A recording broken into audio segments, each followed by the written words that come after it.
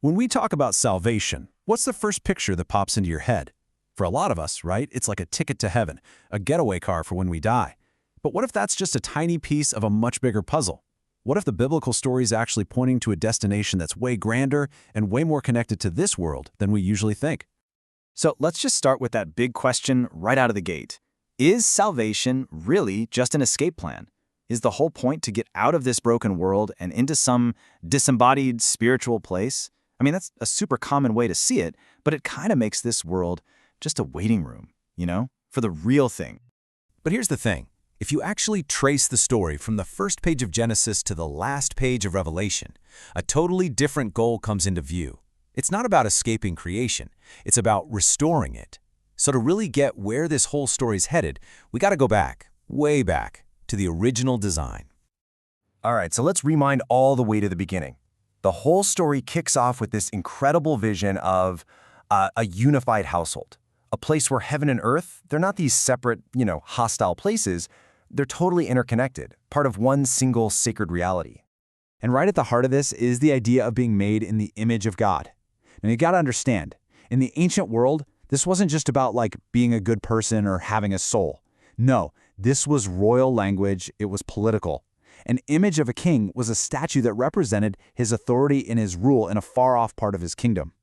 So for humanity to be in God's image, well, that meant we were commissioned to be his representatives, his co-rulers right here in creation. Okay, so let's put it all together.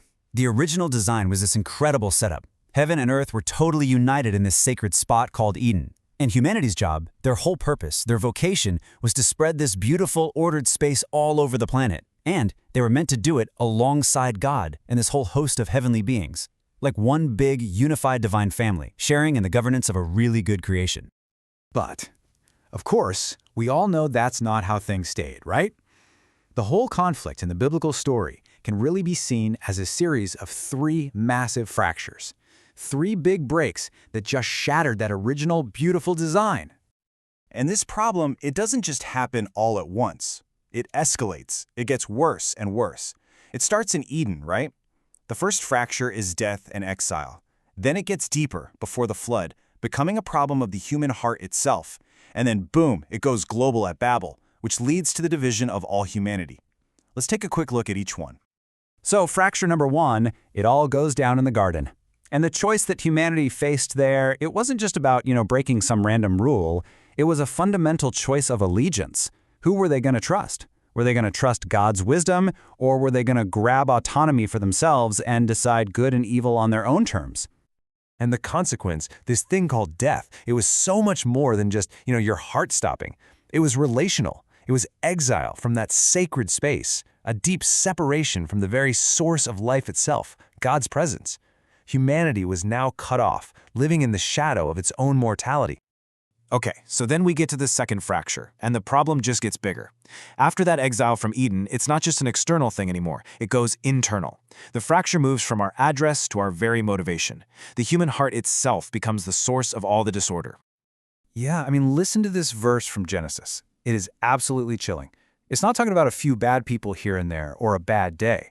It's describing this deep, systemic corruption, a state where the very imagination, the desires of humanity are bent away from God's good world. The problem is now literally woven into who we are. All right, so the third and final fracture. This one takes that internal problem of the heart and just blows it up on a global scale. And this is the story of the Tower of Babel. It's about all of humanity getting together, but in a project of collective defiance against God. See, their whole project was about making a name for themselves, which is just a way of saying they want to build their own security, their own identity, completely apart from God. And the result? Total fragmentation, division. The human family just shatters into all these scattered, competing nations, and the story even hints they fall under the influence of new, rival spiritual powers. Okay, so let's just recap. We've got three huge problems on the table: death and exile, a corrupted human heart, and a world of divided nations. But, and this is where the story of salvation gets so beautiful, the solution isn't just random, it's a perfectly symmetrical healing for every single one of those fractures. Just look at this. The symmetry is incredible, right? The fracture of death that came from Eden, it's answered directly by the resurrection of Christ. The problem of our corrupt hearts, that systemic issue, healed by the gift of the Spirit poured into our hearts. And the division of nations at Babel, it starts to get reversed by the creation of the church, a brand new, unified humanity. So this is the key takeaway, right? Christ's resurrection, it's not just a promise that we get to live after we die. It actually breaks the authority of death itself. The Holy Spirit doesn't just give us a new rule book, it literally rewrites our hearts from the inside out. And the church isn't just another social club, it's the beginning of a new, unified human family, made up of people from every nation and every tribe and every language. And all this healing, it leads us to the ultimate goal, the final destination of this entire epic story. Because if the problem wasn't just about us humans, but about the whole cosmos, then you better believe the solution has to be just as good. I love this quote because it just nails it. The goal of salvation isn't about jumping off a sinking ship. It's about seeing the entire ship rescued, totally repaired, and made brand new. The end game isn't an escape from the world, but the redemption of the world. So the final picture the Bible paints, it isn't us floating on clouds playing harps. Not at all. It's a new heaven and a new earth, brought back together, reunited.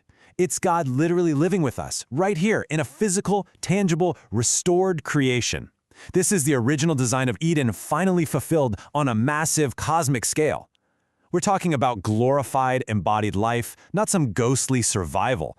And our original job, to partner with God in ruling His creation, is finally fully restored. So, let's wrap this idea up. The true destination of salvation, it's being part of God's unified family, His household, and sharing in Christ's loving reign over a creation that has finally been healed, renewed, and made whole again.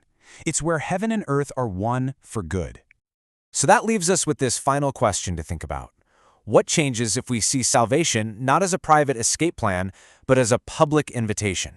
An invitation for you, for me, to join in God's great project of healing all those fractures and helping to restore this beautiful, broken world, starting right here, right now.